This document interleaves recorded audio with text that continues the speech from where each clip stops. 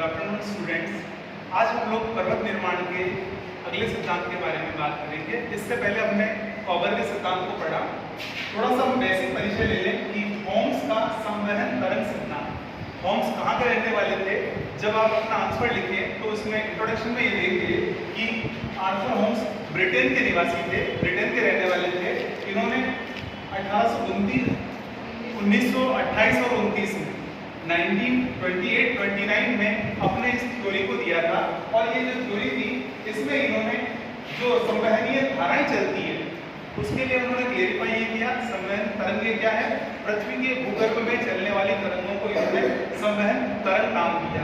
ये संवहन तरंगें उत्पन्न क्यों होती है इसका कारण इन्होंने ये बताया रेडियोधर्मी तत्वों के द्वारा। यदि पृथ्वी के भूगर्भ में रेडियो एक्टिव तत्व हैं उन तत्वों के कारण ये तरंगें उत्पन्न होती है और ये तरंगों की वजह से ये पर्वतों का निर्माण होता है। अब इसको इन्होंने क्लेरिफाई करने के लिए बताया कि ये जो तरंगें चलती है इन तरंगों के साथ साथ इन्होंने दो चीजों का एक्सेप्ट किया कि स्थल भाग होते हैं, स्थल भाग के बीच में जो मध्य भाग होता है जो पानी का छिछला रूप होता है इसे इन्होंने भूसंगति नाम दिया।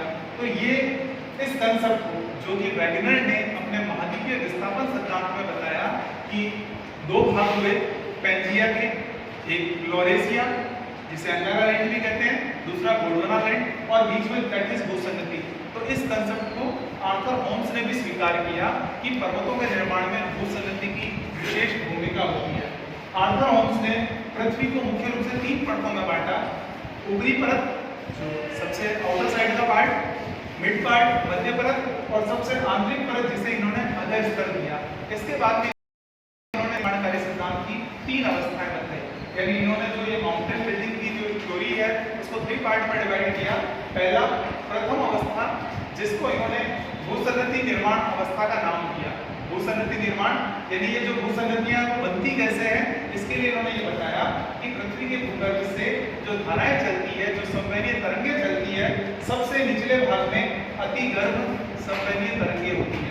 ये गर्म तरंगें ऊपर की तरफ उठती है, मिड वाले भाग में उष्ण तरंगें होगी, ऊपरी भाग में शीतल तरंगें होगी जो ठंडी रहती है, जो कोल्ड रहती है। फिर ये जैसे ये तरंगें ऊपर उठी शीतल तरंगें आगे की तरफ बढ़ेगी और सेम प्रोसीजर इस तरफ भी होगा। दोनों तरफ शीतल तरंगें आगे फिर नीचे की तरफ जाएंगी, यानी ठंडी तरंगें नीचे की तरफ जाना शुरू होती है उष्ण, और ये प्रोसेस चलता है। जब ठंडी तरंगें नीचे वाले भाग में क्या होगा, भूसंगति का निर्माण होगा। यानी दोनों तरफ स्थल भाग होंगे, बीच में समुद्री भाग होगा तो नदियां उसमें मिट्टी डालती है। तो इस तरह से ये जो बीच का छिछला भाग बनता है ये प्रथम अवस्था में इन्होंने बताया और इसे इन्होंने भूसंगति निर्माण अवस्था कहा। दूसरी अवस्था की अगर हम बात करें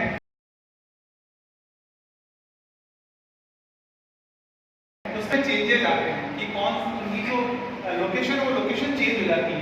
सबसे नीचे जबकि यहाँ अति गर्म तरंगें हैं, द्वितीय अवस्था में जिसे वलन निर्माण की अवस्था कहा, सबसे नीचे उष्ण तरंगें रही हैं, अति गर्म तरंगें यहाँ मिड में आ गई है और ऊपर की तरफ गर्म तरंगें आ गई। जबकि यहाँ शीतल थी, ये गर्म तरंगें फिर आगे बढ़ी और फिर यहाँ इस तरफ आती है ठंडी तरंगें नीचे की तरफ आ गई और सबसे नीचे शीतल तरंगें होंगी।